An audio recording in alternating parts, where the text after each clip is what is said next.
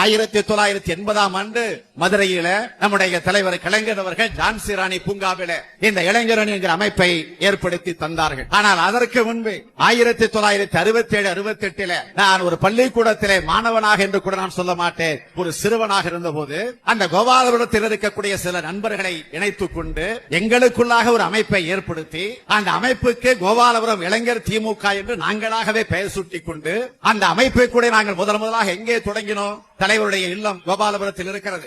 அந்த இல்லத்தில் இருக்கக்கூடிய ஒரு தெருவுடைய மூளை பகுதியிலே தான் ஒரு 5-6 கடைகள் இருக்கிறது, பெட்டி கடைகளாக. அதிலே ஒரு கடை தான் பார்பர் ஷாப், முடித்திருத்தக்கூடிய நிலையம். அந்த முடித்திருத்தக்கூடிய நிலையத்திலே தான் முதலாக இளைஞர் திமுக என்ற அந்த அமைப்பை நாங்கள் ஏற்படுத்தினோம். அதற்கு பிறகு படிப்படியாக அதற்கு பக்கத்திலே வாடகைக்கு ஒரு கட்டிடத்தை பிடித்து அதனுடைய சிறப்பு விழா நிகழ்ச்சிக்கு கூட நம்முடைய தலைவர் கலைஞர் அவர்கள் வந்தார்கள். அவர் ஒருவேளை மறந்திருக்கலாம், எனக்கு இன்னமும் பசுமையாக இருக்கிறது.